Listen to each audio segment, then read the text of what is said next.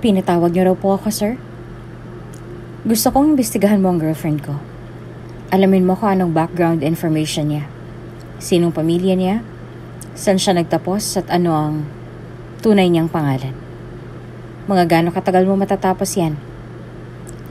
Give me less than a week, sir. Rush it. Gusto ko bago matapos ang linggong to, malaman mo na kung anong tunay na katauhan ng girlfriend ko. Kapag natapos mo yan, don't forget to withdraw 3 million from my account. Hindi ako makakatulog hanggat hindi ko nalalaman ang tunay na katauhan ng babaeng nakita ko sa CCTV. Dagdag pa niya, bago siya bumaling mula sa bintana at umiling sa sarili ng dahil sa labis ng dismaya sa nangyari. Kung bago ka pa lang sa channel na ito, Ate Jane TV, huwag kalimutang pindutin ang notification bell and subscribe button. Sana po hindi naman malaking abala sa inyo ang pagpindot ng subscribe button dahil ang kapalit po nito ay ang pagsuporta para makapag-produce ng mga libreng stories sa mga channels ni Ate Jane. Maraming salamat!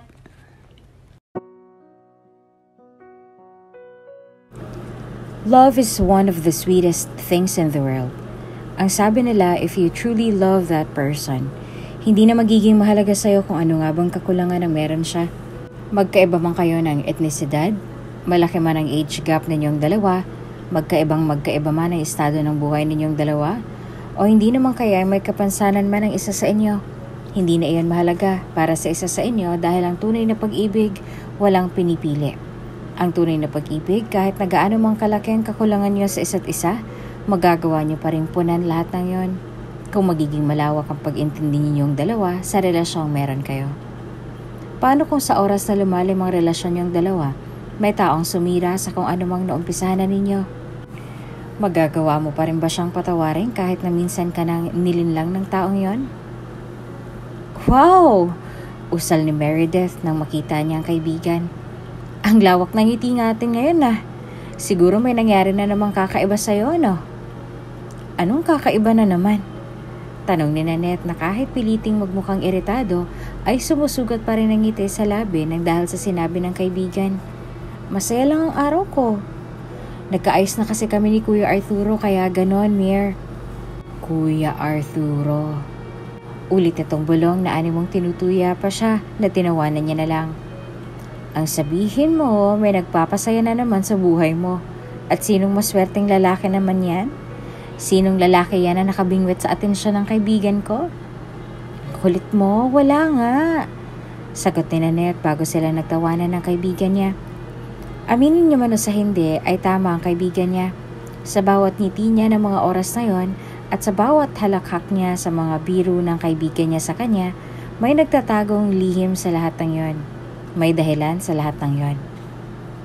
Nakilala ko siya sa dating site at may 2 linggo na rin kami nag-uusap through email. Pag-amin niya pagkatapos ng pag-uusap nilang dalawa ni Meredith ng mga oras na yon. Nang dahil sa narinig ay agad na umangat ang labi ni Meredith habang nakatitig kay Nanette. Nang mapansin ni Nanette ang mapaglarong ngiti na ngayon ay nakapaskil sa labi ng kaibigan, hindi na siya nagdalawang isip pa na umirap kahit na natatawa na lang din siya sa reaksyon ng kaibigan niya. Alam mo ba kung ano nakakagulat, Nanette? Nang i-entertain ka ng lalaki. Parang kailan lang sinabi mo pa sa akin na wala kang balak na magnobyo Anong nangyari sa'yo ngayon at bakit nagbagong isip mo? Tanong nito na may pangaako sa mga mata na tinawanan niya na lang. At saka hindi ko alam na gumagamit ka ng dating site Yung totoo, Nanette, desperada ka na, no? Anong desperada? Asik niya na tinawanan naman ni Meredith. Masaba na bang gumamit ng dating site? At isa pa, wala naman talaga akong balak na makipag-chat sa kanya. Sa katunayan nga, ginamit ko lang ang site na yon dahil bored ako ng mga panahong yon. Naghahanap lang ako na mapaglalaanan ko ng oras. Alam mo na, medyo malaki ang problema ko ng mga panahong yon. Kailangan ko talaga ng kausap. Kung hindi nga dahil sa lalaking yon, di sana hanggang ngayon ay kinikimkim pa rin ang galit ko sa sarili ko. Bakit nga ba kasi kinikimkim mo? Singal ni Meredith na hindi naman niya kinibo. Wala itong ibang ginawa kung hindi ang mapabuntong hininga na lang sa kinauupuan niya bago siya nagdesisyong bumaling kay Nanette na animong may pagtatampo. Alam mo, nakakatampo ka. Hindi ko sukat akalain na magagawa mo pa talagang maghanap ng Amerikano para lang may makausap ka. Anong pakinabang ko rito? Nandito rin naman ako Busy ka noon, Mer. At isa pa may exam ka. Di ayoko namang makaabala sa'yo. Baka kapag shinare ko sa'yo kung anong napag-awayan namin ni Iris, baka mawala ka pa sa konsentrasyon. Sagot niya sa kaibigan. Ayoko namang sisihin mo ang sarili mo. Ayoko rin makaabala ako sa'yo. Baka pati ikaw madamay sa away naming dalawa ni Iris kaya hindi ko na sinubukan pang ikwento sa'yo. Speaking of Iris, nasan na siya ngayon? Walang ibang nagawa si Nanette kung hindi ang tipid ng ngumiti bago nagbaba ng tingin. Lumaki si Nanette sa pamilya ni Iris nang mamatay ang mga magulang niya nung maliit pa lang siya. Kapatid ng nanay niya ang tatay nito at sila na lang natitirang kamag-anak ni Nanette. Kaya naman sila na lang din ang tumayong pamilya ni Nanette sa pagtagal ng panahon. Sa katunayan nga ay utang ni Nanette sa tita niya ang lahat at para makabawi, nagdesisyon na lang siya na tumigil sa pag-aaral upang magtrabaho at makapag-contribute sa gastusin nila sa bahay. Wala namang problema sa mga tita niya ang paninirahan niya sa bahay ng mga ito. Sa katunayan nga ay maganda ang turing ng mga ito sa kanya. Maliban na lang siguro sa pinsan niyang si Iris na madalas niyang makaaway nang dahil sa pagsiselos nito sa kanya. Kinuha mo ba? Galit itong tugon dahilan upang kunot noo siyang bumaling ng tingin dito. Tinatanong kita, Nanette, kinuha mo ba? Ikaw lang pumapasok sa kwarto ko para maglinis kaya alam kong nasa sayo yung bracelet ko. Anong nasa akin? Wala ka namang pruweba, Iris. At isa pa, hindi naman ako interesado sa bracelet mo kaya wag mo naman akong pagbintangan. Anong wag kang pagbintangan? Ikaw lang naman ang alam ko nagkaka-interes sa mga gamit ko. Sigaw niya sabay duro kay Nanette at paggulo sa mga damit na tinutupi nito. Alam mo, Nanette, umamin ka na lang. Nagsiselos ka sa akin dahil hindi tulad ko. Nakakapag-aral ako at may magandang trabaho. Lahat ng mga bagay na mamahalin at gusto ko, nagagawa kong makuha. Kaya ka naiinggit. Ultimong bracelet na pinaghirapan kong bilhin na nakawin mo. Ilang beses ko rin bang kailangang ulitin sa'yo, Iris, na wala nga akong kinalaman sa pagkawala ng bracelet mo. Mahinahon niyang tugon sa pinsan dahil lalo pang mas lalo lang itong magngit-ngit sa galit. Baka na-misplace mo lang dyan sa tabi-tabi. May na-misplace ka pang malalaman. Hindi ako ignorante at balahura tulad mo. Kaya wag mong sabihin sa akin ang mga bagay na yan. Angel niya na dismayado na lang na inilingan ni Nanette. Ilabas mo ng bracelet ko bago ko pa man halughugin tong kwarto mo. Sa oras talaga na mapatunayan kong ikaw ang nagnakaw sa bracelet ko, hindi talaga ako magdadalawang isip na palayasin ka sa bahay na to. Ang kulit mo naman, Iris. Sinabi ko na nga sa'yo na wala sa akin. Aniya na bahagya pang tumaas ang boses na ikinalaki ng mga mata ni Iris. Sinabi ko na sa'yo at ilang beses ko pa bang kailangang ulit-ulitin sa'yo. Wala nga sa akin kaya wag kang mambintang dyan. So tinataasan mo na ako ng boses ngayon. Angel niya. Lumapit siya kay Nanette upang sampalin sana ito ngunit agad siyang natigilan nang sandaling hablutin ni Arturo ang kamay niya na ikinatigil niya. Gulat siyang bumaling dito at nang makumpirmang ang kuya niya iyon, wala siyang ibang nagawa kung hindi ang hablutin ng sarili niyang kamay at agad na humakbang paatras. Hindi ka ba nahihiya, Iris? Ang aga-aga sigaw ka ng sigaw. Anong problema mo ngayon, ha? Angel nito bago lumingon kay Nanette na ngayon ay nagbaba na lang ng tingin mula sa pagkakaupo niya sa kama kanina. Ano na namang pinag-aawayan ninyong dalawa? Tungkol na naman ba to sa pinag-awayan niyo nung nakaraan? Nanette stole my bracelet, kuya. Sigaw ni Iris dahil ano pang kunot noong bumaling ng tingin sa kanya si Arturo. Siya lang ang naglalabas-masok sa kwarto ko at alam kong kinuha niya yon dahil naiinggit siya sa mga alahas na meron ako. How can you be sure? May pruweba ka ba? Tanong ni Arturo na hindi niya kinibo. Sa halip ay galit siyang bumaling ng tingin kay Nanette.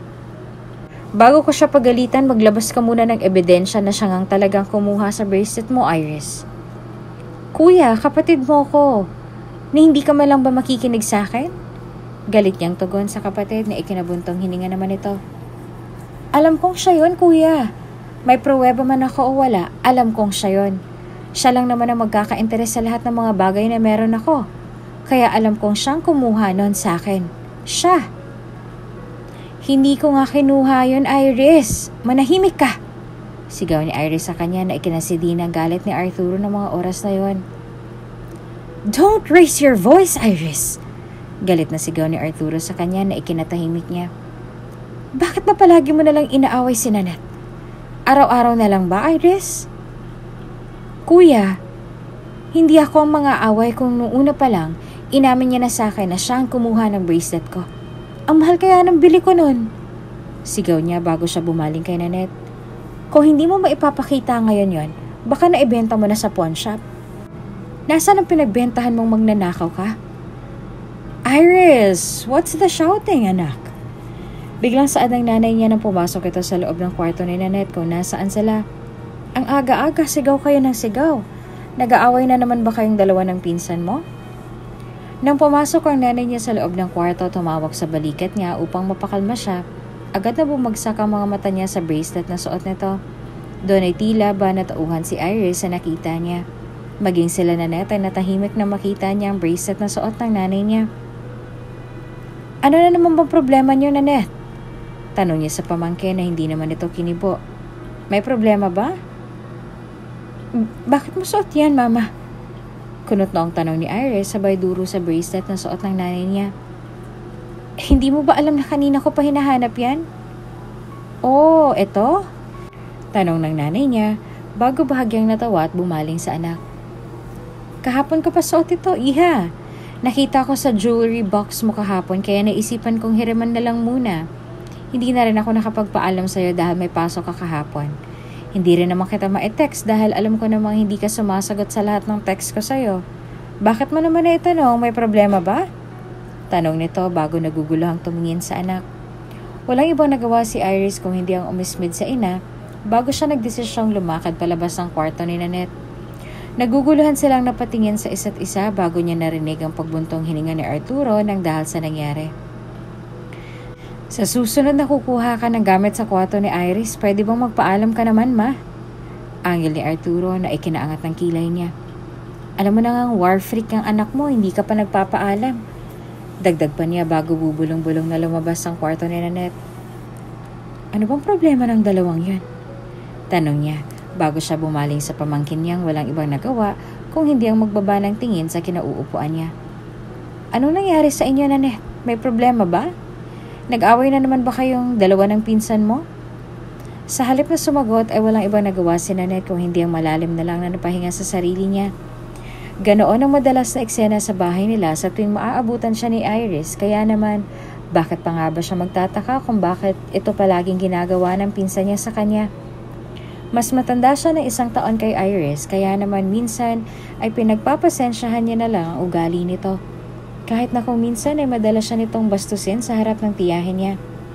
Wala namang magawa mga magulang niya dahil hindi tulad ng kuya niya. Spoiled brat ito at nasanay na lahat ng luhong gustuhin niya ay nakukuha niya. Tanging si Arturo na lang ang kinakatakutan nito. Kaya kung sakali mang mawala si Arturo, natitiyak niyang wala nang aawat sa kanilang dalawa sa oras na mag-away muli silang dalawa. Hindi niya maipagkakailang kamukhang kamukha niya si Iris. Hindi naman sila magkapatid kaya naman hindi niya maintindihan kung bakit kamukhang kamukha niya ito. Si Iris yung tipo ng babaeng medyo suplada at maikli lang ang pisi. Kahit na hindi man lang nagkakalayo ang mukha nila sa isa't isa, hindi rin naman maitatanggi ng mga taong nakapaligid sa kanila na malaking pinagkaiba nilang dalawa kung ugali lang ang pag-uusapan. Kumbaga, siya ang softer version ni Iris kaya naman hindi nila maipagkakailang siya ang madalas na lapitan ng lahat kumpara kay Iris na halos layuan at isumpa ng mga taong nakapaligid sa kanila dahil sa kasamaan ng ugali nito. Nanette, how's your work? Hectic pa rin ba? Isang buntong hininga pang pinakawala ni Nanette bago siya sumandal sa kinauupuan niya habang nakatitig sa screen ng desktop na ginagamit niya. Ilang segundo lang lumipas ay sumagot na ang Phil-Am na kachat niya magmula pa nung nakaraan. Greg, okay naman. Overloaded ang papers na inaayos kaya medyo busy. Pasensya na rin kung medyo late nag-reply. Ang hirap makahanap ng oras dito, palaging busy. Ikaw, kamusta ka na nga ba? Okay na ba kayo ng sakit sa ulo mo? Hindi na namalaya ni Nanette na unti-unti nang bumakas ang ngiti sa labi niya nang makita ang chat ni Greg sa kanya. Kung nandito lang si Meredith ay baka pinunanan nito ang ngiti niyang yon. Nababaliw na ba siya? Bakit siya automatikong napapangiti sa tuwing nakikita niya ang email sa kanya ng Amerikanong yon? Nanette. Hayon at nag-away na naman, wala namang bago. Ilang segundo lang ay nag-email na naman pabalik sa kanya si Greg. Greg, kung ako talaga sa sitwasyon mo, iiwanan ko talagang pamilyang niya, Nanette. Nanette, hindi ko naman sila pwedeng iwanan, Greg. Sila na lang ang meron ako. At isa pa, malaki ang utang na loob ko sa kanila. Greg, kaya ka ba umaaktong katulong sa bahay na yan dahil malaki ang utang na loob mo sa kanila? Hindi ganyan ang pagtanaw na utang na loob, Nanette. For once, mahalin mo naman muna ang sarili mo. Minsan lang tayo mabuhay sa mundong to. Walang mangyayari sa'yo kung habang buhay mong tatanawin ang utang na loob mo sa kanila. Huwag mo rin sanang kakalimutan na may buhay ka rin, Nanette. May buhay at may gusto ka pa para sa sarili mo at yun ang unahin mo. Nagpatuloy lang sila sa pagpapalitan ng mensahe sa email hanggang sa dumating na ang oras ng trabaho ni Greg sa Amerika. Nang magpaalam sa kanyang binata, doon lang nagdesisyon si Nanette na umalis sa mesa niya at magtungo sa kusina upang maghugas ng mga plato. Tama naman si Greg at nakukuha niya naman ang pinupunto nito. Sadyang matigas lang talaga ang ulo niya kaya ginagawa niya ang lahat ng to. Tama naman ito sa sinabi niya, may sarili siyang buhay. Kaya naman hindi niya maintindihan kung bakit nga ba hinahayaan niya ang sarili niya mabuhay sa ganitong klase ng sitwasyon. Maging ang tiyahin at tiyuhin niya ay ganito rin ang sinasabi sa kanya. Wala siyang ibang kailangang gawin kung hindi ang unahin ang sarili niya bago ang pamilyang yon. Dahil tulad nga ng sinabi ni Greg, may sariling buhay siya na kailangan ding paglaanan ng oras at panahon. Maging si Arturo ay ganito rin ang sinasabi, kaya naman hindi niya maiwasang manlumo na lang. Greg, uuwi ako dyan sa susunod na buwan. Gusto mo bang magkita tayong dalawa? Agad na nabuhay ang dugo ni Nanette nang mabasa niya ang email na yon ni Greg sa kanya ng umagang yon. Sa halos 6 na buwan niyang pakikipag-usap dito, hindi niya rin maitatangging tila ba unti-unti nang nahulog ang loob niya para sa binata.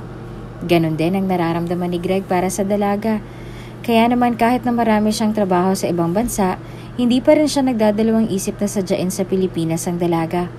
Sa bagay, may ilang taon na rin siyang hindi nakakabalik sa bansang yon, kaya naman nang makilala niya ang dalaga sa dating site kung saan sila unang nagkakilala, hindi na siya nagdalawang isipan na maglaan ng oras para rito.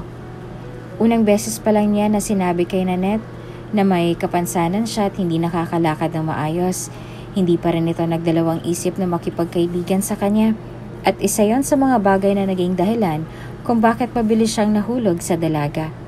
Sa 6 na buwan niyang pakikipag-usap dito sa email, hindi niya maitatangging unti-unting nahulog ang loob niya sa dalaga. Wala itong pakialam sa kapansanang sinabi niya, ni hindi man lang ito na turn off sa kanya nang inamin niyang tungkol doon. Kaya naman mas lalo lang na lumaki ang respeto niya para sa dalaga. Nanette, oo naman, tinatanong pa ba yan? Agad na gumuhit naman ang ngiti sa labi niya nang makita niyang reply ng dalagang iyon sa email niya. Greg, sige ba, kita na lang tayo soon, Nanette. Tawagan na lang kita kung sakali.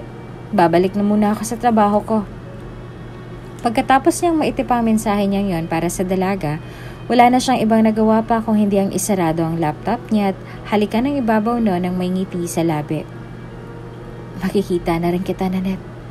Aniya sa sarili bago siya huminga ng malalim at napangiti na lang sa sarili niya. Sa kabilang banda, nagtatrabaho sa isang malaking hotel si Iris, kaya naman bihira lang ito kung umuwi sa umaga. Tulad na nakagawian, kunot naman ang noon niyang nang sandaling dumiretso siya sa kwarto ni Nanette upang magreklamo na naman tungkol sa isang bagay. Hindi niya alam kung bakit galit na galit siya sa pinsan niya. Hindi naman siya ganito noon Dahil ba ito sa selos kaya niya nararamdaman ng lahat ng ito? O baka naman may iba pa siyang dahilan sa kung bakit niya nga ba nararamdaman ng lahat ng yon para sa pinsan niya. Nanette! Galit niyang sigaw, dahilan upang bahagya pang mapatalon si Nanette sa kinauupuan niya. Lalo na nang sandaling bumukas ang pintuan ng kwarto niya at agad itong niluwang pinsan niyang tulad ng nakagawian nang gagalaitin na naman sa kanya. Ano? Anong balak mo?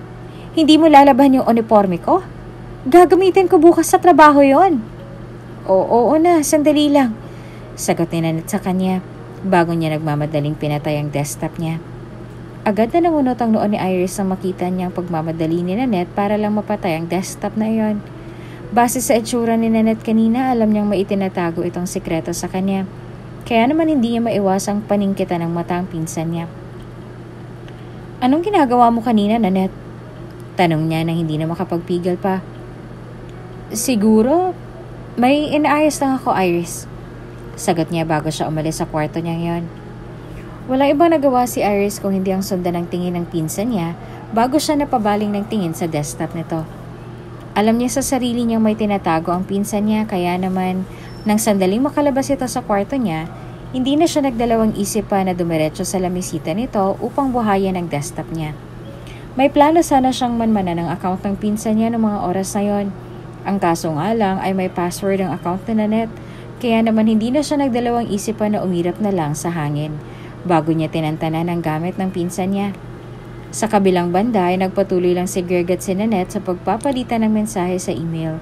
May minsan pa ang umaabot sa puntong nagpapalitan sila ng larawan ng isa't isa.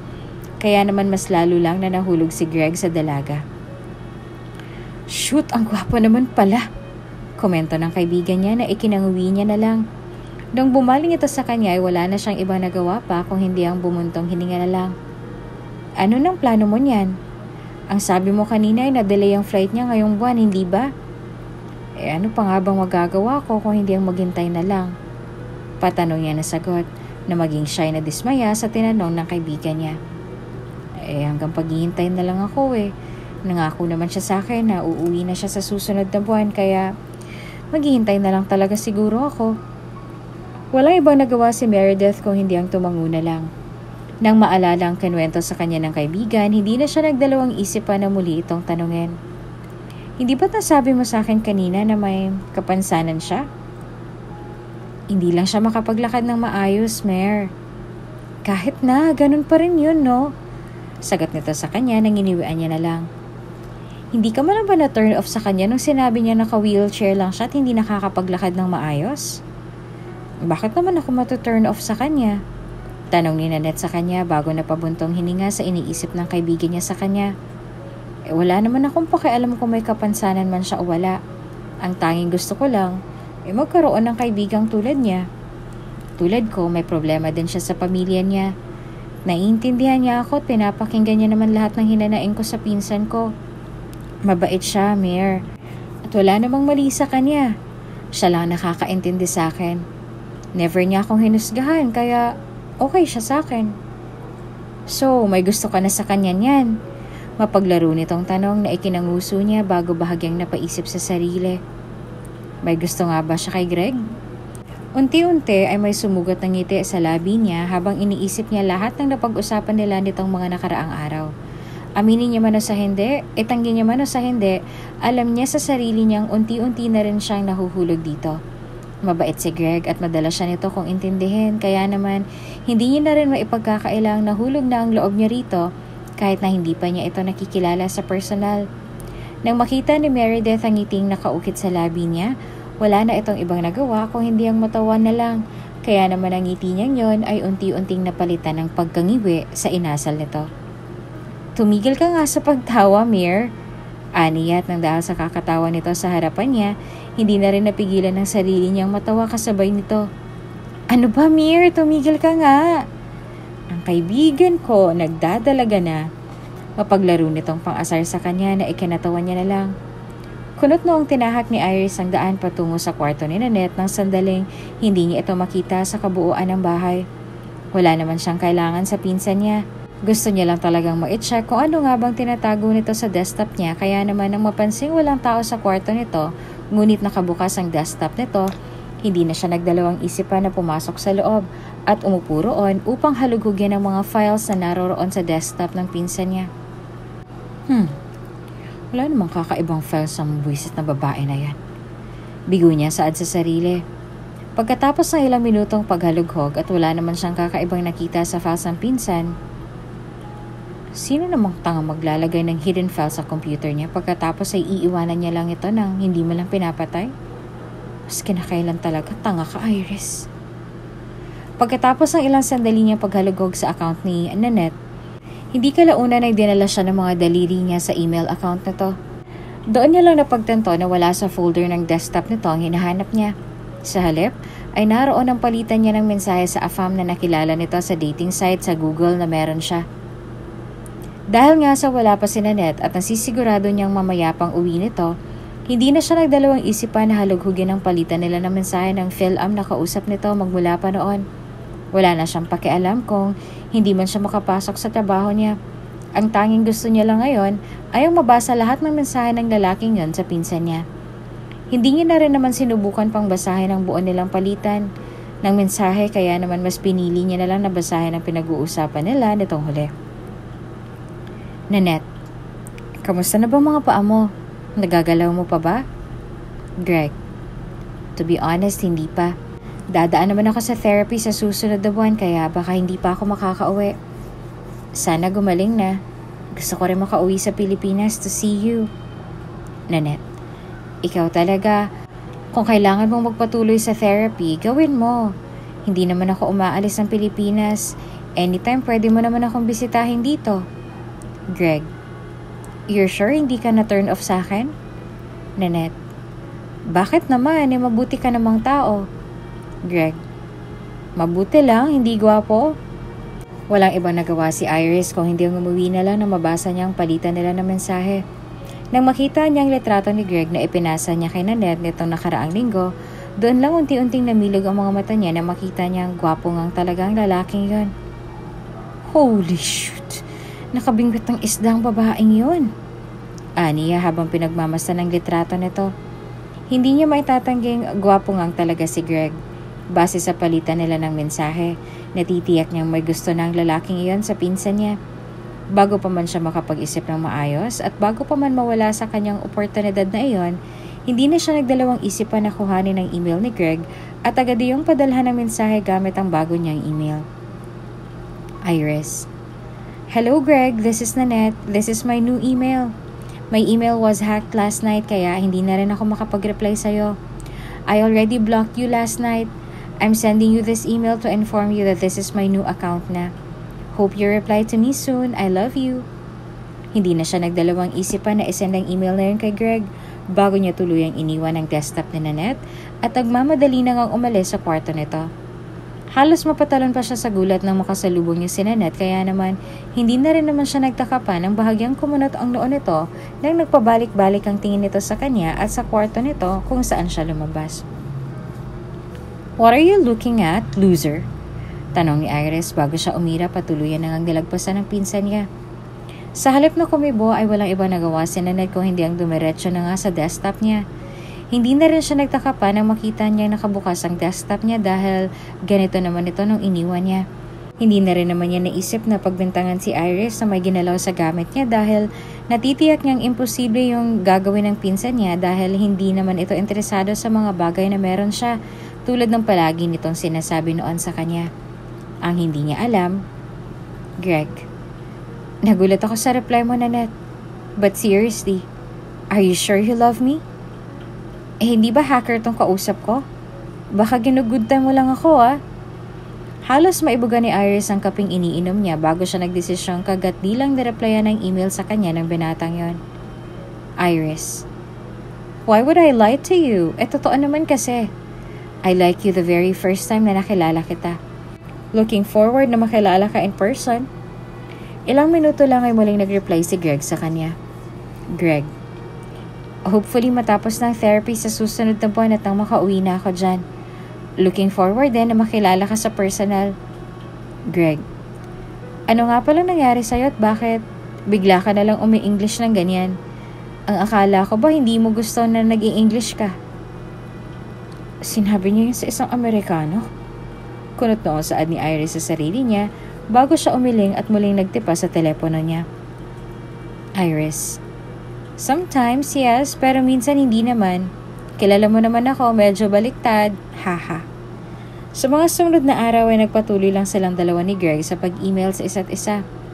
Sinabi na rin ni Greg na na-block niya na ang email ni Nanette na nahack. Kaya naman sigurado na si Iris na kahit magpadala si Nanette ng email kay Greg ngayon, nasisiguro niyang hindi na ito papasok sa email ni Greg. Gusto niya nga matuwa dahil nang malaman niya kay Greg na tutuloy na ito sa pag-uwi niya sa susunod na buwan, Hindi na siya magkanda o gaga sa pagpapaganda. Gwapo si Greg at madalas itong magpadala ng picture sa kanya. Kaya naman hindi rin maipagkakailang excited na siya sa pagkikita nilang dalawa. Sa kabilang banda naman ay walang ibang nagawa si Nanette kung hindi ang makaramdam na lang ng lungkot. Habang pinagmamasdan niya, ang huli niyang email kay Greg na hanggang ngayon ay hindi pa rin ito nababasa. Nanette, ano nang nangyari sa'yo, Greg? May 1 linggo ka na hindi nagre-reply sa mga email ko May nasabi ba ako sa'yo na hindi mo nagustuhan? Nanette, Greg, posible nga ba na nawala na ito ng gana sa kanya at sa paulit-ulit nilang pagpapalitan ng mensahe sa isa't isa?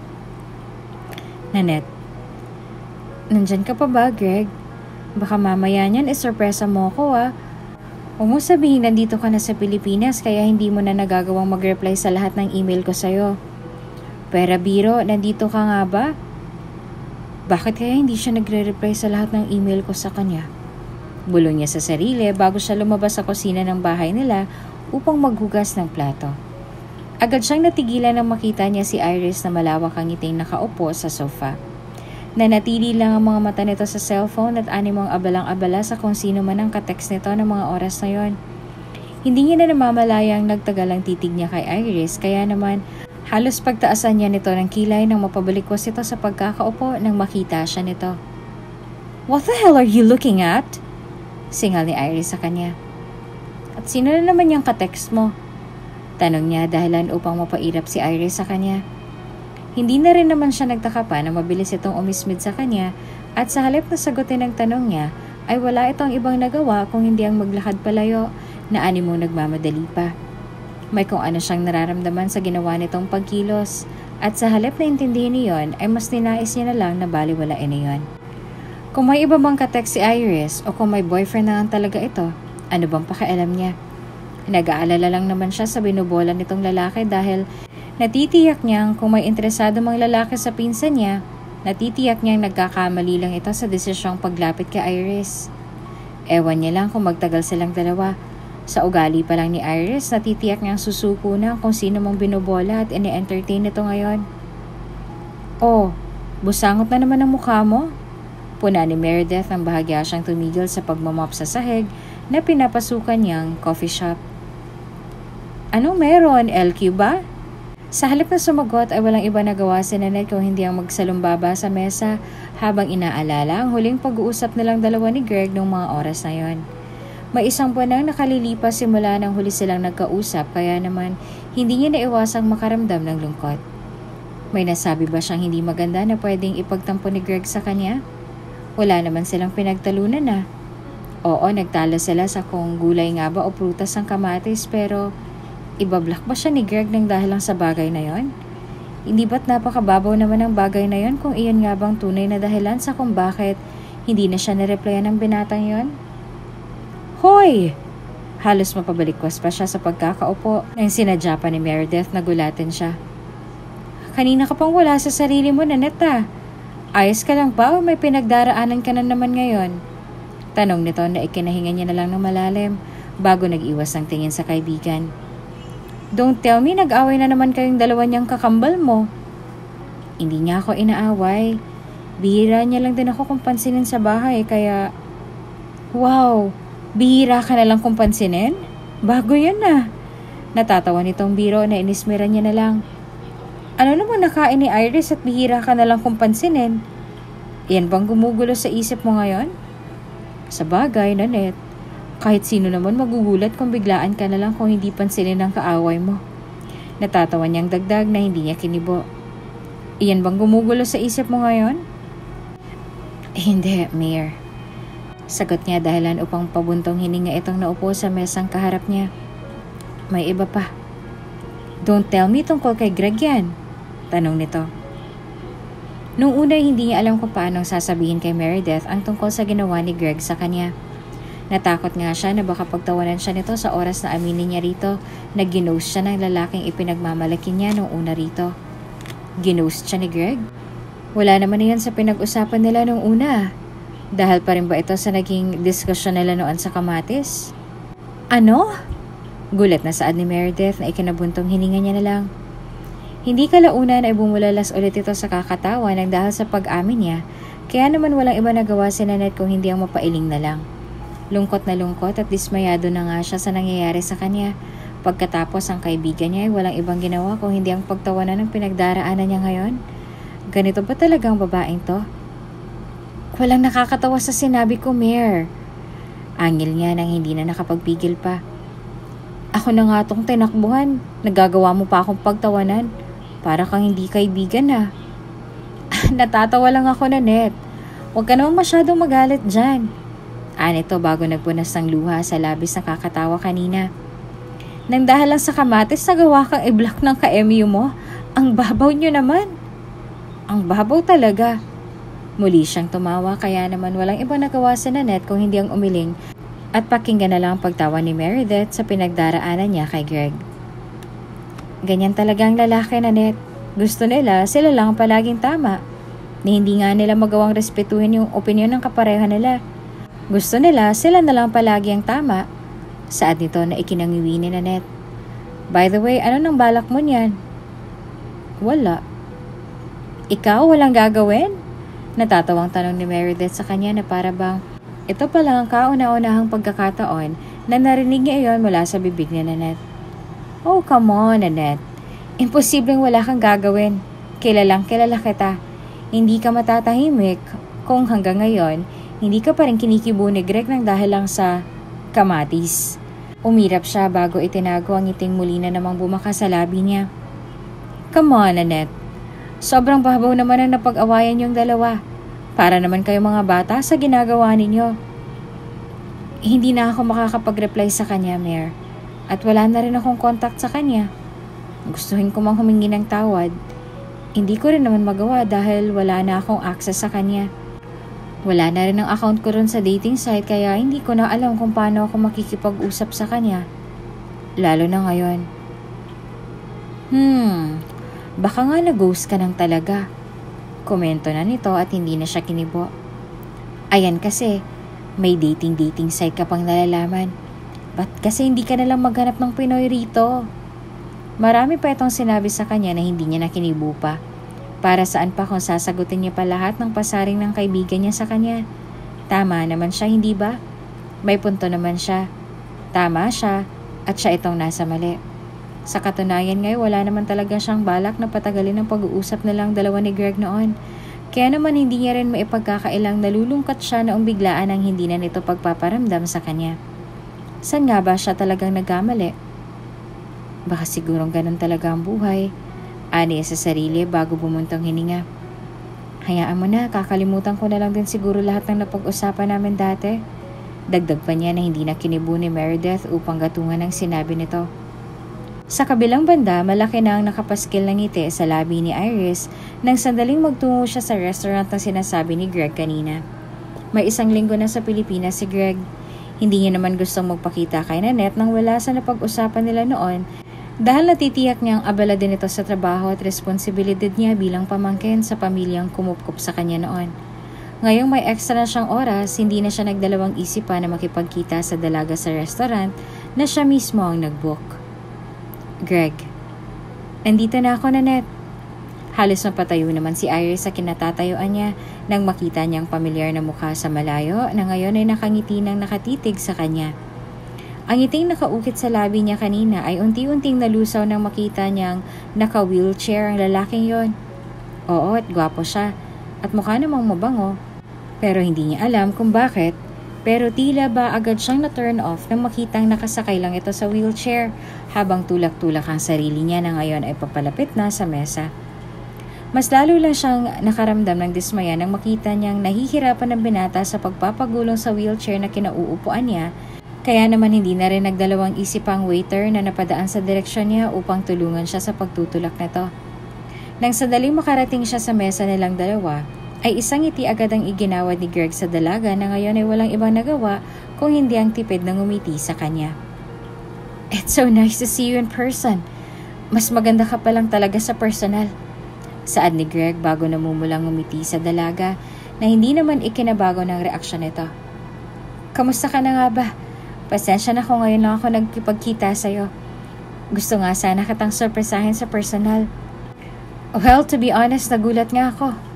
Sagot ni Iris sa kanya bago ito umismid sa hangin at naupo sa upuang kinauupuan niya kanina. Glad to meet you in person too, Greg. Namumulang pisngi ni Greg bago siya tumango at ngumiti sa dalaga, habang si Iris naman ay walang ibang nagawa kung hindi ang tipid na ngumiti sa kanya. Sa tuwing mapapabaling ang tingin ni Greg sa menu na hawak niya, hindi na naiiwasan ni Iris na mapairap na lang sa kinauupuan niya. Oo, gwapo siya. Pero anong magagawa ng mukha niya kung pilay siya at hindi nakakalakad ng maayos? Ang akala ko ba matinutong lalaking to? Hindi ko naman ini-expect na disabled palang lalaking na tipuhan ng babaeng yan. Aniya bago umismed. Sa kabilang banda, wala namang nagagawa si Greg kung hindi ang manahimik at lihim na pagmasdan ng babaeng kasalo niya sa mesa ng mga oras na yon. Alam niya kasi na nagulat si Nanette ngayon sa harapan niya. Kaya naman, ganito na lang siya kung patunguhan ito ngayon. Madalas niya rin kung mahuli si Nanette na nakatitig sa mga paa niya, kaya naman natitiyak niyang may kung ano nang naglalaro sa isip ng dalagang kasalo niya sa dinner ng mga oras na yon. Sandali lang. Dismayado ba ito sa nakikita niya sa kanya? Hindi ba kilala na siya ni Nanette? Ilang beses niya na rin binanggit sa dalaga na paralisado na ang kalahati ng katawan niya, kaya naman hindi niya maintindihan kung bakit ganito na lang ito kung magulat sa harapan niya. Unti-unti niyang pinagmasdan si Nanette sa mukha nang matuon niya ang mata nito sa menu na kanina niya pang pinagmamasdan para lang mawala ang atensyon niya sa mga paa ni Greg na kanina niya pang tinitignan. Hindi niya maipagkakailang medyo maputi si Nanette sa personal kumpara sa kung anong napag-usapan nila noon tungkol sa kutis nito. Malayong malayo ang kutis nito ngayon sa larawang sinend ito sa email niya noon, kaya naman hindi niya naiwasang mapaisip na lang. Baka naman talagang pinaghandaan niya ang araw na to dahil magkikita kaming dalawa. Tanong niya, dahilan upang nakangiti siyang umiling bago siya nagdesisyong mag-angat ng tingin sa dalaga upang makuha ang atensyon nito. Pinaghandaan mo ang talagang pag-uwi ko rito, ano? Hindi ko kasi alam na medyo tisay ka pala sa personal. Ang buong akala ko talaga ay kayo manggi ang balat mo. So, I didn't expect this. Gumagamit ako ng sunscreen at nagpapa-inject din ako ng gluta sa balat, kaya ganon. Meron naman siguro mga gamot sa pagpapaputi sa ibang bansa, hindi ba? Anito na ikinatango niya na lang. May gusto pa sana siyang itanong sa dalagang kaharap niya, ngunit agad niyang napigilan ng sarili ng sandaling maalala niya kung anumang napag-usapan nilang dalawa noon tungkol sa mga produktong nakakaputi ng balat. Ang akala ko ba may allergy ka sa balat kapag gumagamit ka ng glutathione? Tanong ni Greg sa kanya pagkatapos ng ilang sandali. Nang dahil sa narinig na tanong mula sa binata, hindi na nagawang pigilan ni Iris ang makaramdam ng gulat at kawalan ng isasagot sa binata. Bakit niya nga ba nakalimutang marami nga palang allergy si Nanette sa katawan na wala siya? Bakit sa dinami-rami ng pwede niyang kalimutan? Bakit ang bagay na yun ang nakaligtaan niyang pag-aralan noong una pa lang?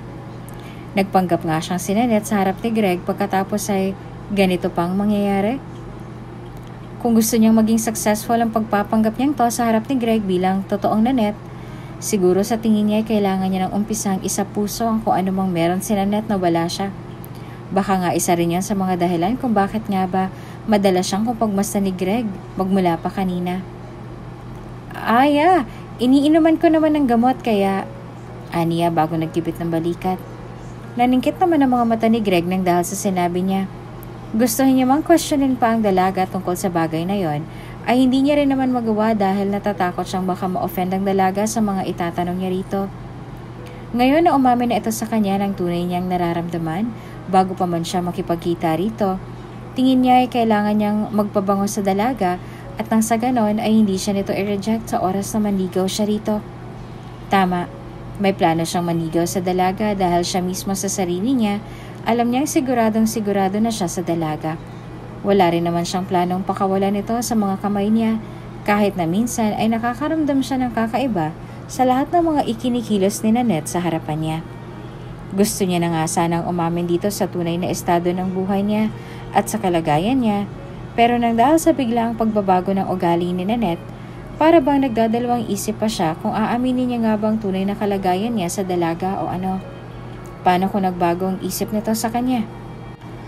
I like you so much, Nanette. Aniya nang muli niya itong inaya na makipag-dinner sa kanya sa mga sumunod na linggo na pinagbagyan naman ni Iris. Kung manliligaw ba ako sa'yo, sa tingin mo ba may pag-asa nga ba tayong dalawa? Alam mo na, gustong gusto talaga kita. Seryosong seryoso naman talaga ako sa'yo. Of course! Sagot agad ni Iris sa kanya na hindi man lang nagdalawang isip sa sinabi niya.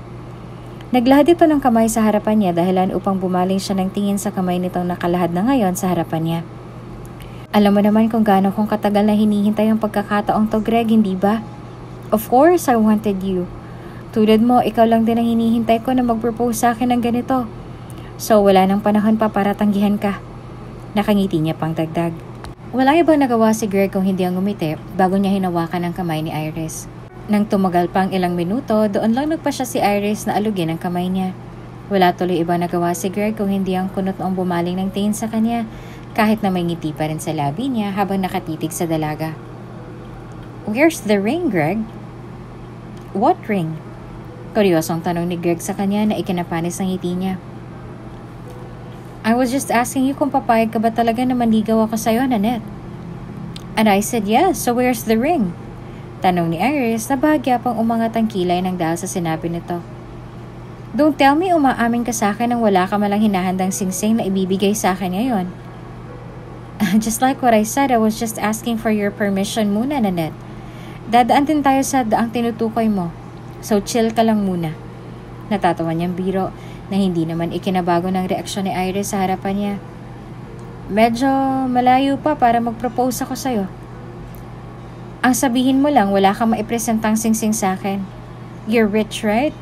At nakatira ka sa ibang bansa. So why are you so kuripot? Talaga bang matipid ka at kuripot ka? Hindi naman sa ganun, Nanette. Sagot ni Greg sa kanya nang may ngiti pang nakaukit sa labi na inismera naman ng dalagang nasa harapan niya. And hindi mo ba naaalala na hindi ka fan ng jewelries? What?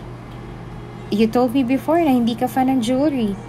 Ikaw na rin mismo nagsabi sa akin na hindi ka makakapayag na mag-uwi ako ng alahas para sa'yo. Sinabi mo rin sa akin na hindi ako allowed na magregalo sa'yo ng kahit na anong bagay dahil sinabi mo rin na hindi ka naman materialistic na tao. Saad niya na ikinabago ng timpla ng mukha ni Iris. Now, what's the matter? Nagbago na bang isip mo or nakalimutan mo lang? Alam mo? Tanong ni Iris sa kanya bago niya binawi ang kamay sa pagkakahawak ni Greg. Forget about it. Mas lalo lang hahaba ang diskusyon natin kung ipapaalala mo pa sa akin lahat ng sinabi ko sa'yo noon. Aniya pa. Nang dahil sa narinig mula sa sinabi ng binata, ay tila ba tuluyang nag-ibang timpla ng mood ni Iris ng mga oras na yon. Kahit na may 20 minutos pa lang silang nag-uusap ni Greg, nagdesisyon na siyang magpaalam dito upang bumalik na sa trabaho. Hindi na rin naman nag-aksaya pa si Greg ng panahon na sumabay kay Iris dahil ang hotel na pinagtatrabahuhan nito ay siya mismo ang nagpapatakbo. Sa katunayan nga ay umuwi siya ng Pilipinas para asikasuhin ang hotel na yon. Hindi niya naman inaasahan na doon din nagtatrabaho ang dalaga kaya naman natitiyak niyang mas lalo lang din siyang mapapalapit sa dalaga nang dahil sa mga nangyari. Hindi talaga ako makapaniwala sa'yo. Saad ni Iris bago siya pabugnot na pumasok sa taxi kung saan siya nagdesisyong umupo. Mayaman ka, hindi ba?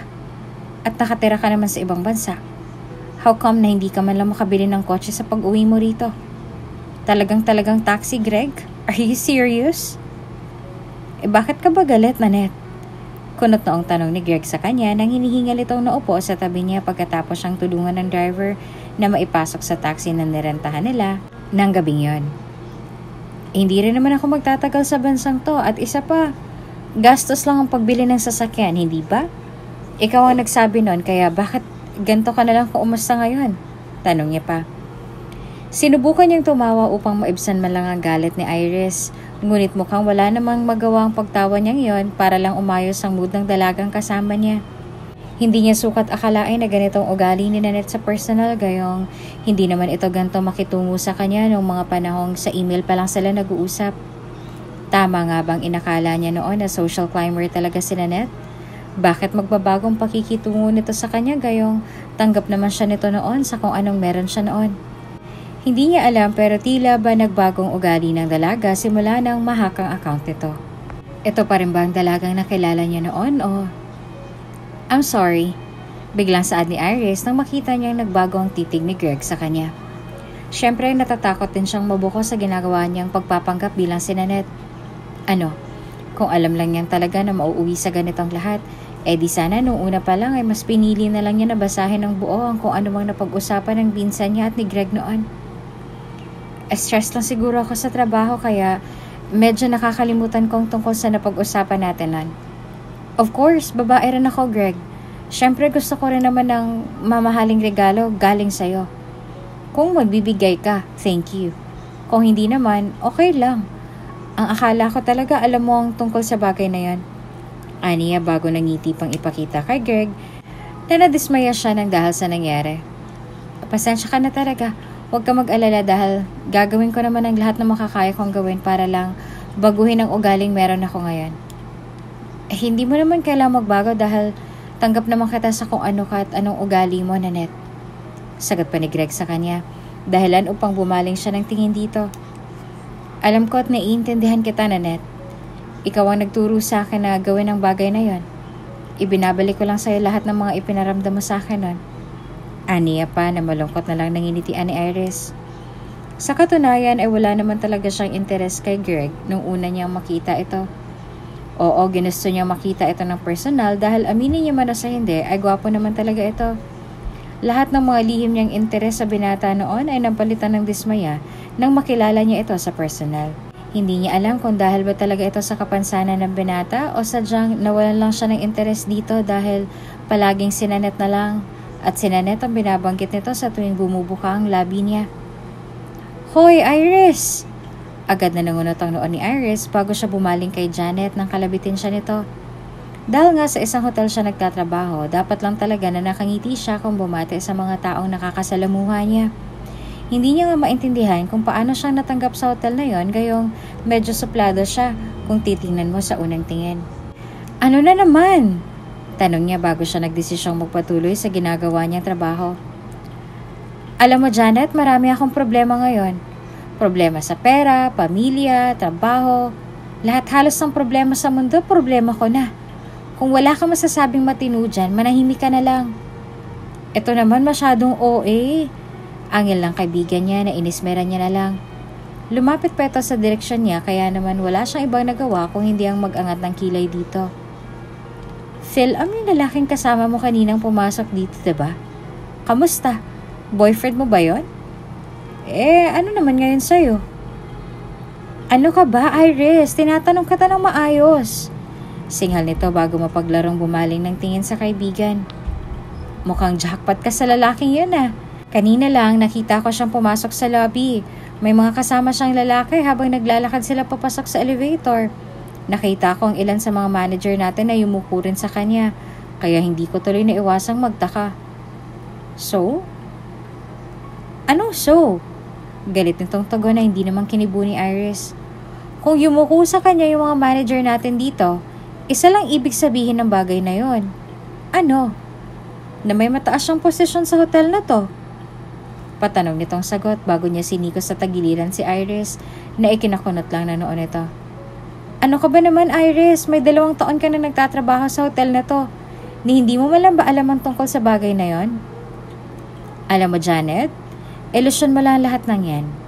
Sagot niya sa kaibigan na ikinakunot naman ng noon ito. Imposibleng may malaking posisyon dito si Greg, okay? Phil-am siya. Nothing special, okay? Ni hindi niya nga ako mabilhan ng singsing. Magmay-ari pa kaya ng hotel? Yun ay opinion ko lang naman, Iris. Pero hindi naman imposible yung sinasabi ko, diba? Saad nito. Nagpatuloy lang si Janet sa pagkukwento kay Iris, habang si Iris naman ay walang ibang nagawa kung hindi ang magpatuloy sa trabahong tinatapos niya. Hindi naman niya alam kung bakit pero tila ba nawala sa konsentrasyon pagkatapos niyang marinig ang tungkol sa sinabi ni Janet. Ang sabi niya ay wala namang imposible sa sinabi niya. Paano nga kaya kung totoo lahat ng yon? Sa kabilang banda ay nagpatuloy lang si Nanette sa pagtatrabaho sa coffee shop na pinagtatrabahuan niya. Minsan ay umi-extra siya sa kantina ng tiyahin ni Meredith kaya naman kahit na papaano ay may naaabot naman siya sa mga magulang ni Arturo at ni Iris. Kung tutuusin ay responsibilidad ni Iris ang pamilya niya, lalo na siya ang anak ng mga magulang niya at siya lang ang may pinakamagandang trabaho sa kanila ng mga pinsan niya. Kaya naman minsan ay hindi niya naiiwasang mapaisip na lang. Sa loob halos ng 4 na buwan, hindi na rin naman siya nagdesisyon pang maghintay sa muling pag-i-email sa kanya ni Greg. Ni hindi na nga siya umasa na babalikan siya nito, kaya naman kahit na papaano ay nakakatulong pa rin sa pag-move on niya ang pagkawala ng presensya nito sa buhay niya. Marahil nga ay may masama siyang hatid kaya tuluyang pinutol na ang langit ang koneksyon niya sa lalaking yon. Ganon naman talaga sa buhay, hindi ba? Kapag alam ng Diyos na makakasama sa iyo ang taong yon, hindi na siya nagdalawang isip pa na tatanggalin niyon sa buhay mo. Na kahit nagaano mo siyang kagusto, wala kang ibang magagawa kung hindi ang lumayo rito. Sa bagay, nawalan siya ng oras sa pamilya at trabaho niya simula nung magkakilala sila ni Greg sa dating site na yon, kaya naman marahil ay yun na rin siguro ang dahilan kung bakit siya tinuluyang pinutol sa landas niya. Hanggang ngayon ay buo pa rin sa alaala niya kung ano man ang napag-usapan nila noon, kaya naman minsan ay hindi na lang niya naiiwasang magbalik tanaw na lang. Hanggang pagbabalik tanaw na lang naman ang kaya niyang gawin dahil gustuhin niya manghanapin ng binata ay hindi niya rin naman magawa. Sino ba siya? Baka nga itulak pa siya nito palayo kung maisip niya man na hanapin ito, gayong nakakatiyak na rin naman siya sa sarili niya na hindi na interesado sa kanyang lalaking yon. Si Greg pa rin ba?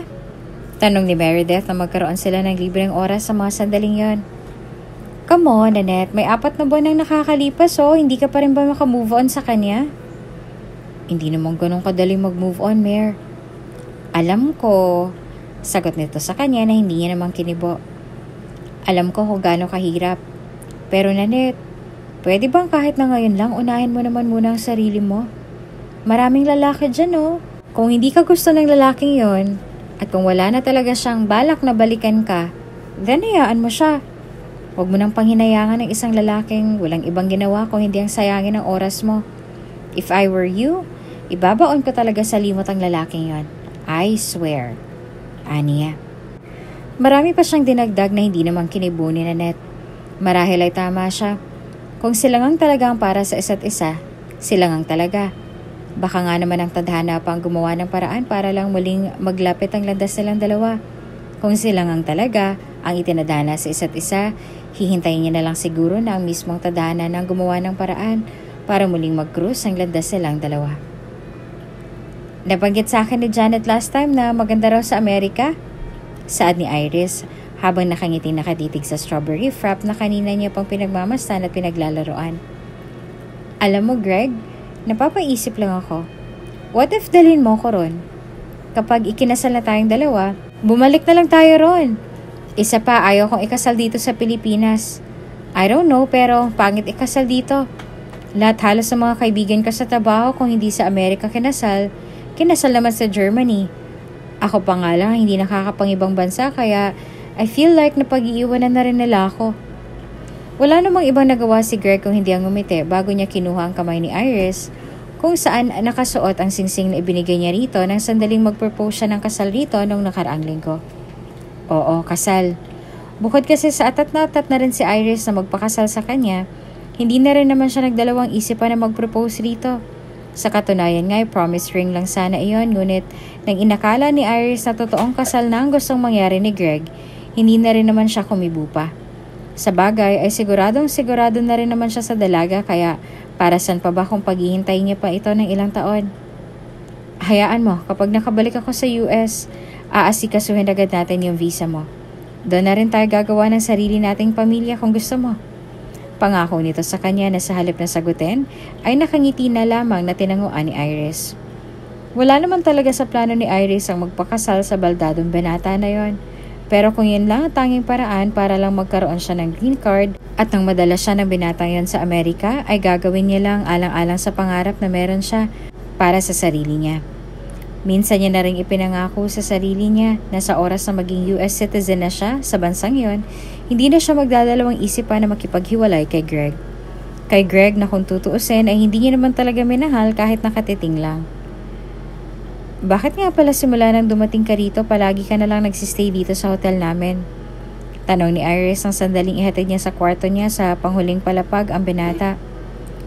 Ni minsan ba hindi ba pumasok sa isip mo na manirahan sa ibang lugar? O kahit na mangupahan man lang? Kasi alam mo Greg, sobrang laki ng gastos mo kung dito ka na lang nang dito titira at magpapalipas ng gabi. Wala namang problema sa pera, Nanette. Sagot niya sa dalaga na lihim nitong inismaran habang patuloy siya sa pagtulak sa wheelchair ng binata. Kaya ko namang gumastos basta nakikita kitang maayos sa trabaho mo. Okay na ako ron. Puro ka nalang bola. Singal naman ni Iris na tinawanan niya na lang. Nang sandaling mabuksan na ni Iris ang pinto ng kwarto niya sa hotel na yon, hindi na siya nagdalawang isipan na ipasok doon ang binata. Mauna na ako sa'yo at marami pa akong gagawin sa baba. Text mo na lang ako kapag may kailangan ka. Good night. Good night, Annette. Sagot pa ni Greg bago ngumiti at tuloy ang hinatid ng tingin ng dalaga na lumabas na sa kwarto niya. Nang makumpirmang wala na sa labas ng pintuan ng kwarto niya si Iris, doon lang nagdesisyon si Greg na umalis sa pagkakaupo sa wheelchair na maghapon niya yatang inupuan bago siya nagdesisyong maglakad patungo sa Bar Island upang manguha ng wine na pwede niyang inumin para sa gabing yon. Sa totoo lang ay wala naman talaga siyang sakit. Naigagalaw naman niya ng maayos ang mga paa niya at wala naman siyang problema sa mga yon. Nung una ay nagsinungaling siya sa email niya kay Nanette na dadaan siya sa physical therapy. Sinabi na lang yon dahil gusto niyang malaman kung talaga nga bang tanggap siya ng dalagang yon. Aaminin niya nung una na medyo nadismaya siya sa naging reaksyon nito nang makita siya nito sa personal. Malayong-malayo kasi ang nakita niyang reaksyon sa dalaga noon na inaasahan niya na nung umpisa kaya naman bahagya pa siyang nakaramdam ng dismaya. Minsan ay napapaisip din siya sa sarili niya dahil para bang iba yung Nanette na nakilala niya sa dating site at yung Nanette na may 5 buwan niya nang nakakasama. Ang Nanette na nakilala niya sa dating site at ang Nanette na may 5 buwan niya nang nakakasama ay magkaibang tao ba talaga o baka naman ang isa sa kanila ay sikreto na siyang nilinin lang nang hindi niya namamalayan. Ang swerte mo sa lalaking yun ha? Puna ni Mildred dahilan upang umismid siya rito. Kamusta? Boyfriend mo ba yon? Kasi kapag nakikita ko kayong magkasama, para bang sweet na sweet kayo sa isa't isa. Oo nga, Iris. Ano bang inyo? Kuryosong tanong naman ng isa. Wala namang iba nagawa si Iris kung hindi ang umisi sa mga kaibigan niya at umiling na lang. Nag-propose siya sa akin ng kasal last month. Oh my gosh, really? Yes, pero wala talaga akong planong pakasalan ng baldadong yon. Aniya dahilan upang magulat ang mga kasamahan niya sa trabaho at kuryosong mapabaling ng tingin sa isa't isa nang dahil sa sinabi ni Iris. Do you guys think na seryosohin ko ang lalaking yon? Hello, ang taas kaya na standards ko, no? Kung hindi mo talaga gusto ang lalaking yon, bakit pinapaasa mo lang siya? Tanong ng isa sa sumali sa kwentuhan nila. Nang dahil sa tanong nito ay doon lang unti-unting sumugat ang ngiti sa labi ni Iris. Dahilan upang mapabaling sila sa isa't isa nang dahil sa kuryoso sa mga reaksyong ipinapakita ni Iris sa harap nila. Dahil may kailangan pa ako sa kanya. Aniya sa maliit na boses sa takot na baka may makarinig sa kwentuhan nila. Hindi pa ako tapos dahil may kailangan pa ako sa kanya. Siya lang ang kailangan ko para magkaroon ako ng green card sa US. Hanggat hindi ko nakukuha ang kailangan ko sa kanya, hindi ko siya hihiwalayan. Aniya pa bago ngumisi. Sa ngayon ay nagugulat ng mga kaibigan niya. Gold digger o social climber man kung tawagin ng iba, wala na siyang pakialam doon. Sa katunayan ngay wala naman talaga siyang pakialam sa opinyon ng iba sa kanya. Ni minsan ay hindi na siya nagkaroon ng interes na bigyan ng atensyon ng tingin ng iba sa kanya dahil para sa kanya, wala nang mas importante pa kung hindi ang makuha lahat ng gusto niya. Sa hotel, sa tuwing hindi nakaharap si Greg, panay siya sa pagtanggi na may relasyon silang dalawa ng baldadong yon. Ganoon din ang ginagawa niya sa tuwing may magtatanong sa estado nilang dalawa ng lalaking kasama niya sa tuwing pupunta at kakain sila sa labas. Aaminin man ni Iris o hindi ay napipiko na siya sa paulit-ulit na pagtatanong ng mga ito. Wala rin naman siyang ibang magawa kung hindi ang tumanggi sa tuwing wala si Greg at umamin naman sa tuwing nakaharap ito sa mga taong nagtatanong sa relasyon nilang dalawa. Lahat halos sa mga kaibigan niya ay napapangiwi na lang sa tuwing makikita nila kung gaano siyang kaalaga kay Greg sa tuwing nakaharap ito sa kanila. Alam kasi nila kung ano talagang balak ni Iris. Hindi rin naman nila magamang umamin kay Greg dahil natatakot din naman sila sa dalaga. Stay strong sa inyo, sir. Saad ni Mildred bago niya binigyan ng isang seryosong titig si Iris na pinanlakihan lang nito ng mata. Napansin naman niya ni Greg ngunit sa halip na magtanong sa dalaga ay nagdesisyon na lang siyang manahimik. Alam niya at hindi naman siya ignorante para lang hindi malaman ang tungkol sa mga ginagawa ni Iris sa kanya. Sa totoo nga lang ay nag-iba na ang tingin niya dito lalo na sa mga kilos na ipinapakita nito sa kanya.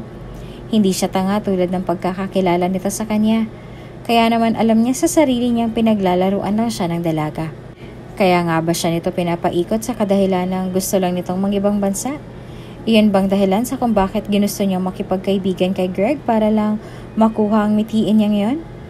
Gusto niyo po bang paimbestigahan siya, sir?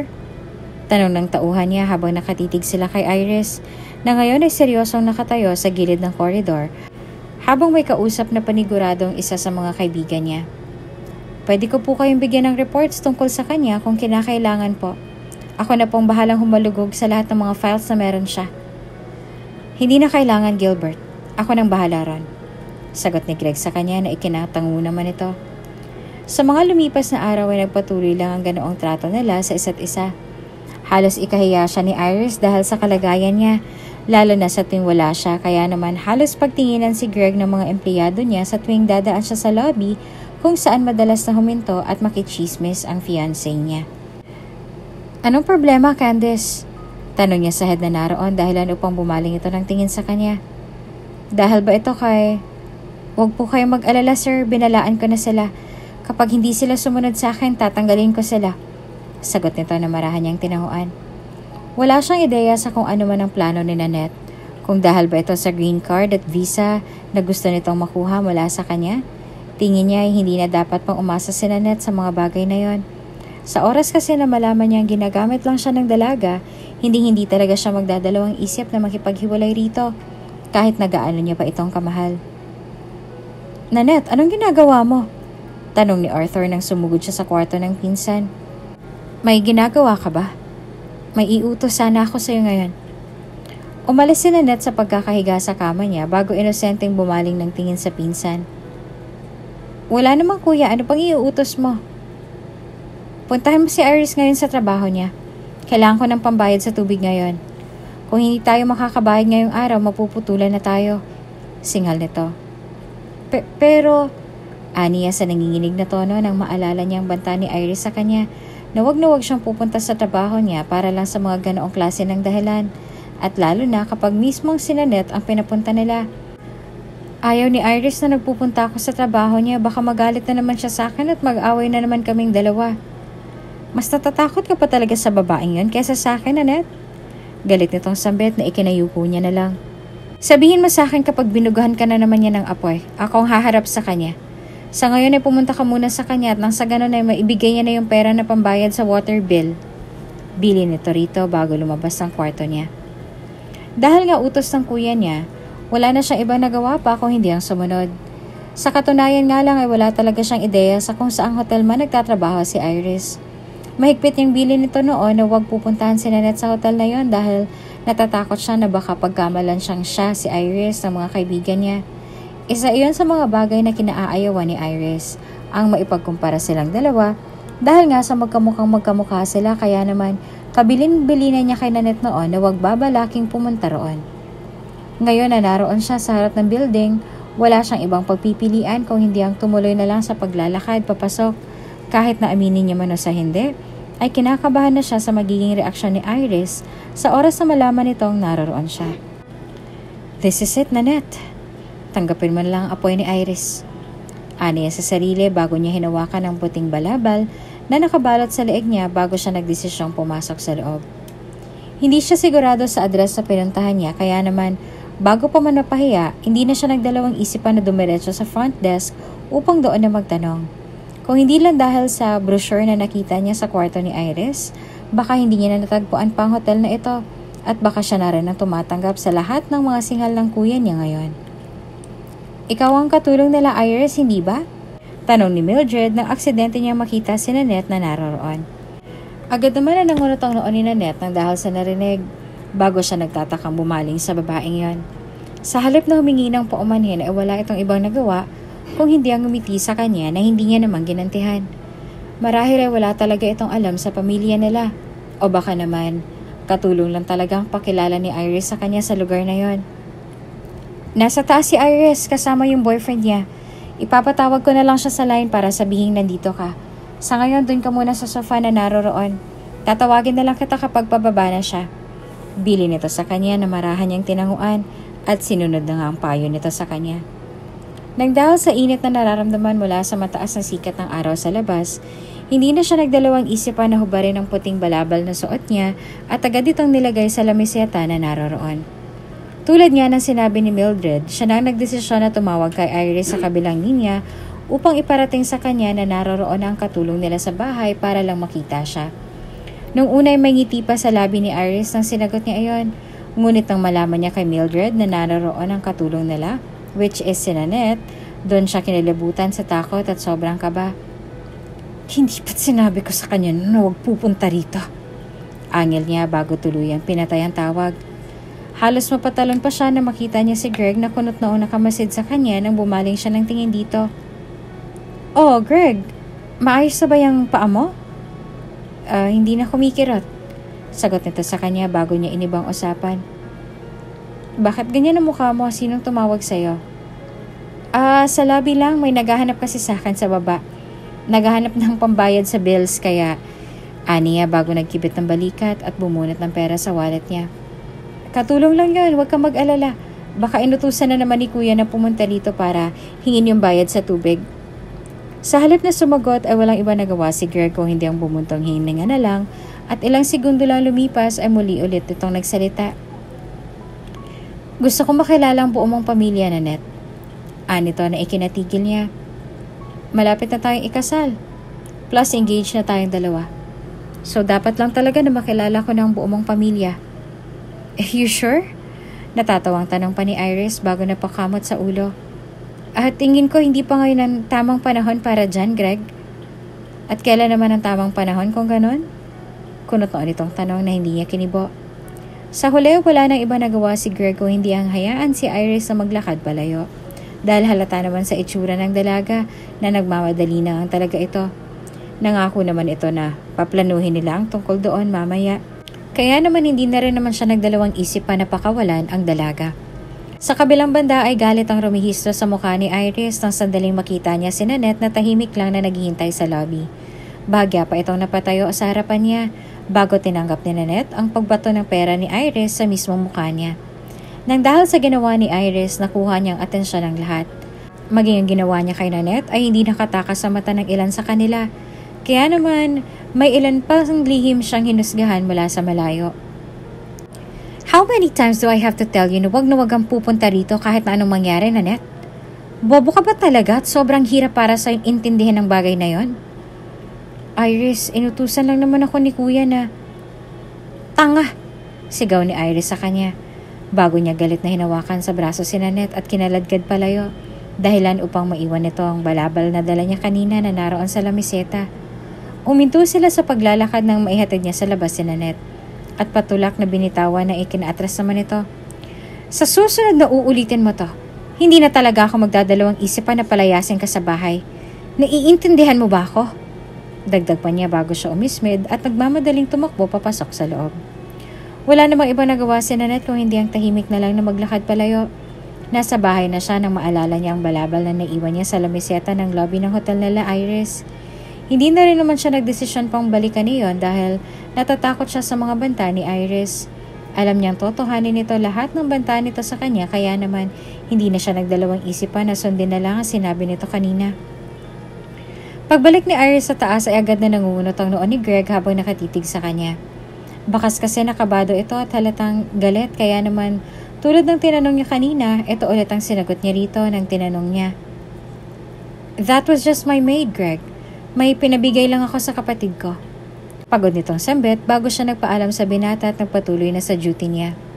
Noong mga oras na yun ay nagdesisyon silang dalawa na pag-usapan na lang sa dinner table nila sa susunod na araw ang tungkol sa pamamanhika ni Greg sa mga magulang at kapatid niya.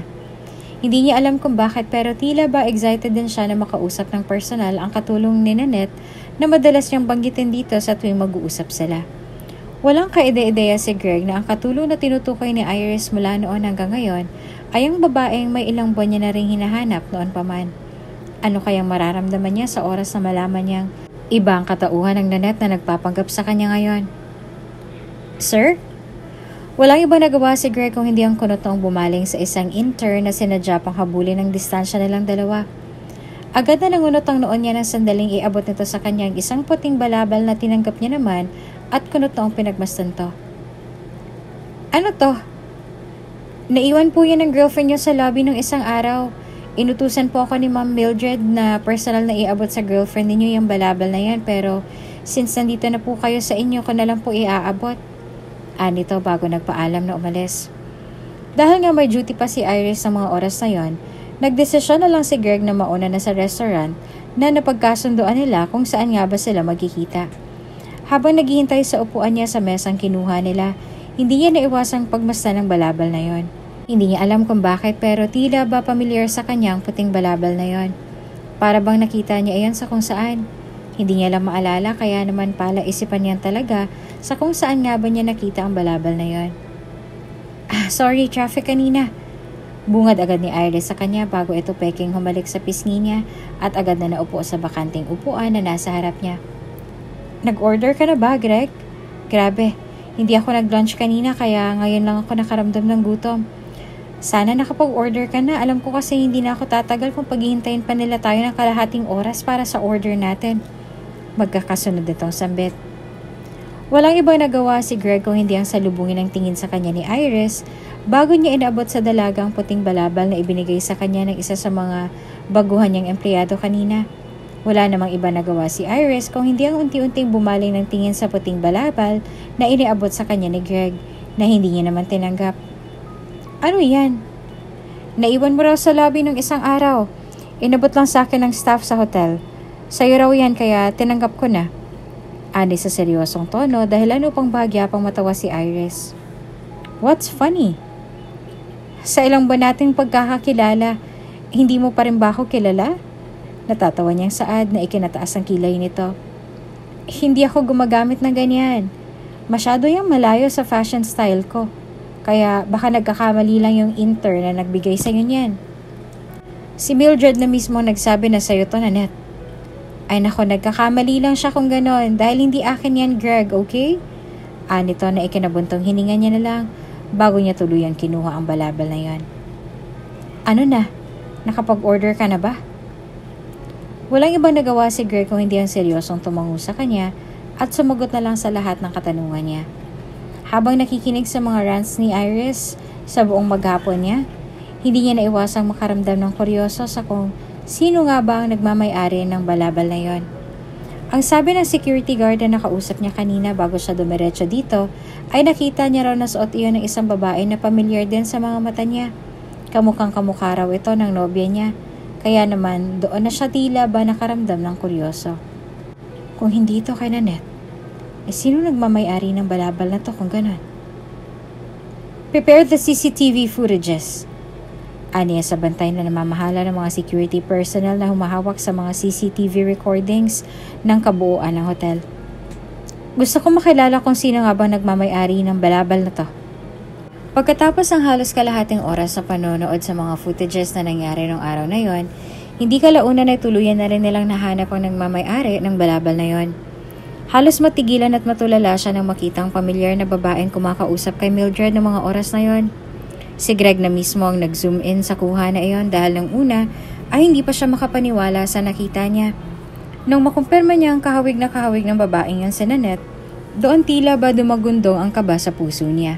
Kitang-kita niya rin sa monitor kung paanong sinalubong ng nobya niya ang babaeng yon sa kabilang bahagi ng area na yon at halos umuwang ang labi niya ng sandaling batuhin ito ng perang mukha ng babaeng yon.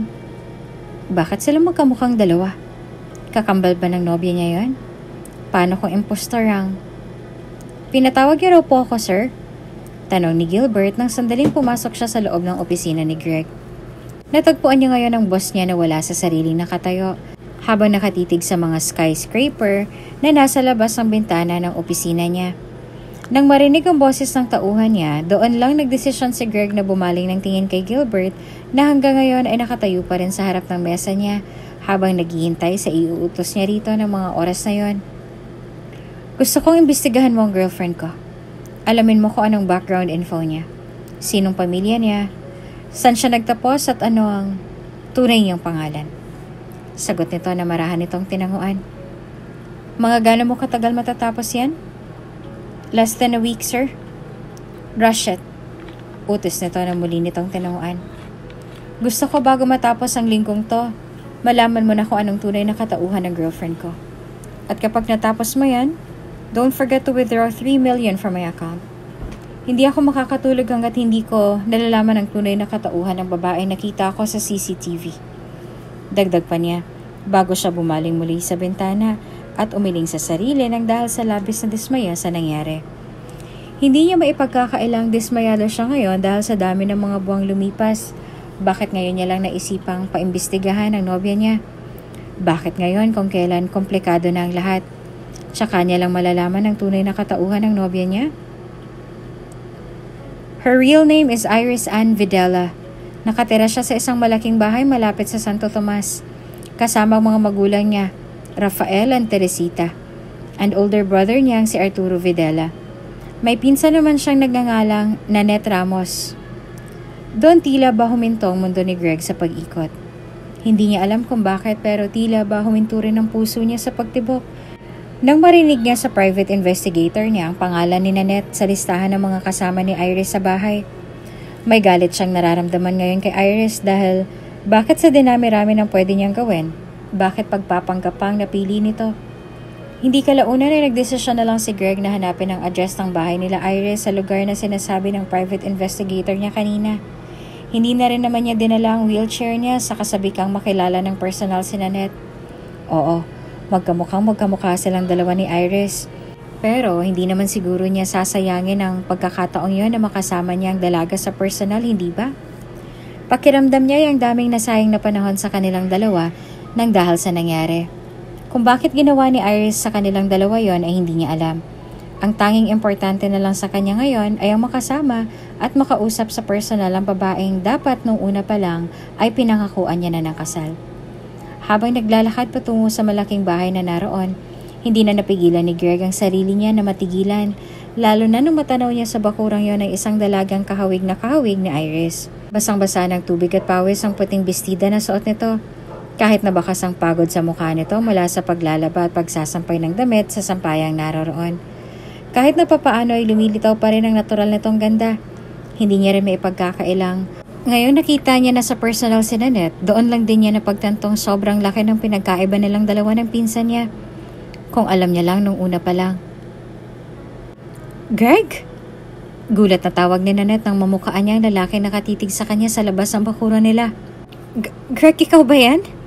Dagdag pa nito nang makumpirma na tama nga siya, ay hindi na siya nagdalawang isipan na tumakbo palabas ng gate upang salubungin ang tingin ng binata. Unti-unting sumilay ang ngiti sa labi ni Greg nang makita niya na sa wakas ang personal ang dalagang yon. Sa kabilang banda wala namang iba nagawa si Nanette kung hindi ang naggugulat niyang pagmasdan magmula ulo hanggang paa. Kailan ka pa nakauwi ng Pilipinas, Greg? Tanong ng dalaga sa kanya dahilan upang hindi niya na napigilan ang pagguhit ng luha sa gilid ng mga mata niya. Paanong? Ang akala ko ba hindi ka pa nakakapaglakad? Paano nakakalakad ka na? Hindi pa man nakakasagot si Greg ay wala na siyang ibang nagawa kung hindi ang unti-unting lumapit kay Nanette kasabay ng mahigpit na pagyakap sa dalaga na hindi naman ito nilabanan. Greg, I finally found you. Mahina niyang sambit dahilan upang mas lalong humigpit ang yakap ni Greg sa kanya. Maging si Nanette ay hindi na rin naiwasan ng sarili niya maging emosyonal dahil ang buong akala niya ay tuluyan na siyang iniwan ng binatang iyon nang wala man lang paalam. Ang buong akala niya nga ay tuluyan na nitong kinalimutan ng tungkol sa namagitan sa kanila noon. Kaya naman ngayong naririto na si Greg, hindi niya tuloy na iwasang makaramdam ng tuwa at pagluha. Walang ibang nagawa si Nanette kung hindi ang anyayahan si Greg sa loob ng tahanan nila. Mabuti na lamang at walang mga tao ng oras na yon dahil wala ang tiyuhin at tiyahin niya roon. Nasa basketball court naman si Arturo kaya naman natitiyak niyang mamaya pang gabi ang uwi nito. Pasilim na ng mga oras na yon nang pinapasok niya sa loob si Greg. Ang buong akala ko talaga blinak mo na ako sa email na ginamit ko noon. Hindi ka naman kasi nagpaalam. Ang akala ko nga talaga tungkol sa kamatis lang yung ikinatampo mo. Aniya bago mahinang natawa na ikinangiti naman ni Greg. Kamusta ka na nga ba? Ano nangyari sa therapy mo?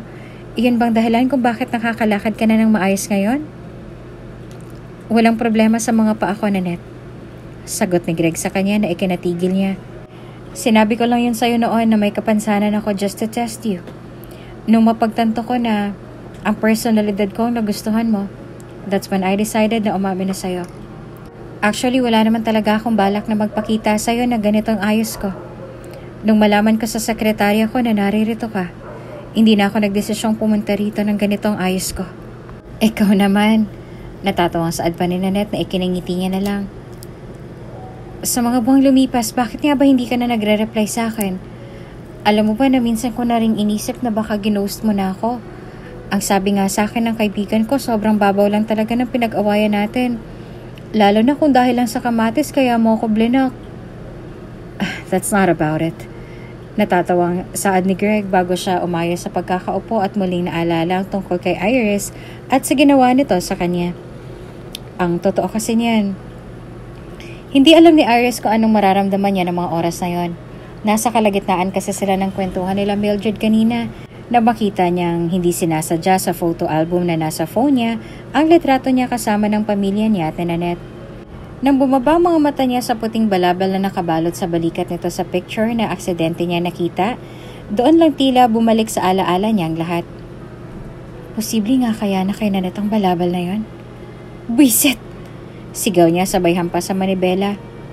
Nang sandaling maipark ang kotseng ipinahiram ni Mildred sa kanya, hindi na siya nagdalawang isip pa na dumiretso sa loob. Nung una ay halos makahinga siya ng malalim nang makita niyang walang tao roon sa bulwagan. Ngunit nang sandaling makarating siya sa living room ng bahay nila, doon lang siya natigilan lalo na ng malalim at seryosong titig agad ni Greg ang bumungad sa kanya. Greg, anong ginagawa mo rito? Gulat at nangangatal sa takot niyang tanong.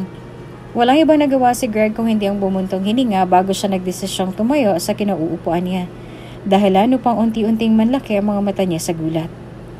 Hindi niya sukat akalain na kaya palang tumayo ni Greg nang walang kahirap-hirap.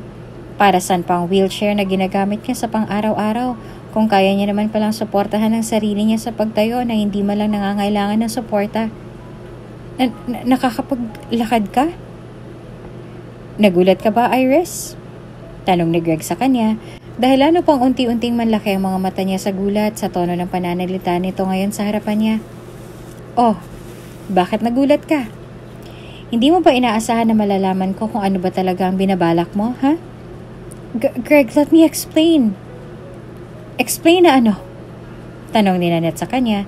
Dahilan upang bumaling siya sa likuran kung saan nakatayo si Nanette at seryosong nakasandal sa hamba ng pintuan habang nakahalukip-kip na nakatitig sa kanya. Gusto mong mag-explain para saan? Para sa pagpapanggap na ako ay ikaw? Tumigil ka, Nanette. Ikaw ang tumigil, Iris. Dahil bukong-buko ka na. Sigaw ni Nanette sa kanya na ikinatigil niya sa labis sa pagkabigla. Alam mo ba kung anong ginawa mo, Iris? Nanira ka ng buhay ng iba. Nanloko ka. Nanloko ako dahil mahal ko si Greg, Nanette. Nang dahil sa narinig mula kay Iris ay hindi na napigilan pa ni Greg ang matawa, dahilan upang bahagya siyang bumaling dito na animong namumula ng mga mata niya sa labis sa pagpipigil ng luha sa komprontasyong iyon. Alam ko kung anong habol mo sa akin, Iris. Aniya bago siya seryosong bumaling kay Iris na ngayon ay walang iba nagawa kung hindi ang magbaba ng tingin sa kinatatayuan niya. Ang akala mo ba hindi makakarating sa akin lahat ng ikinakalat mo sa hotel na pagmamay-ari ko? Ano? Tama ka na naiisip, Iris. Ako ang may-ari ng hotel na pinagtatrabahuan mo. Sagot nito dahilan upang doon na nga tuluyang naliwanagan si Iris sa kung bakit nga ba afford ni Greg na halos ilang buwan na ding tinagal simula nang mag-check-in siya sa hotel na yon. Magmula sa araw na to, tanggal ka na sa trabaho mo. Dagdag pa ni Greg nang dahil sa labis na sama ng loob sa ginawa nito sa kanya. Nang dahil sa pagkabigla at labis na pagkapahiya, wala na rin nagawa si Iris kung hindi ang naluluhang tumakbo palayo sa lugar na yon. Pagkatapos ng komprontasyong yon ay hindi na rin muling nagpakita pa si Iris sa kanilang dalawa. Kaya naman walang ibang nagawa si Greg at si Nanette kung hindi ang ituloy ang kung anumang nasimulan nila noon pa man.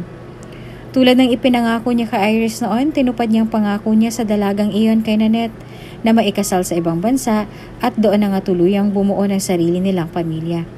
Hindi kalaunan ay si Nanette ang nabigyan niya ng green card at visa sa halip na si Iris. Sa kabilang banda naman ay walang iba nagawa si Iris kung hindi ang magtago na lang habang lihim na isinusumpa ang pinsan niya na noon pa man ay malaki na ang galit niya para rito. May magagawa nga bang sumpa niya kung matibay ang relasyon nilang dalawa ni Greg? Ang sabi nila, ang tunay na pag-ibig raw, kahit na gaano man kalaki ang kakulangan nyo sa isa't isa, magagawa nyo pa rin punan ng lahat ng yon kung magiging malawak ang pag-iintindi ninyong dalawa sa relasyong meron kayo. Kung ikaw man ang mapunta sa sitwasyon ni Greg, ano ang gagawin mo? Ang hayaan na lang ang tadhana gumawa ng paraan? O gumawa ng paraan para lang mabigyan ng leksyon ng mga taong nagbabalat kayo para lang lukohin ka? Ano nga bang kayang gawin ng tiwala mo para sa isang tao?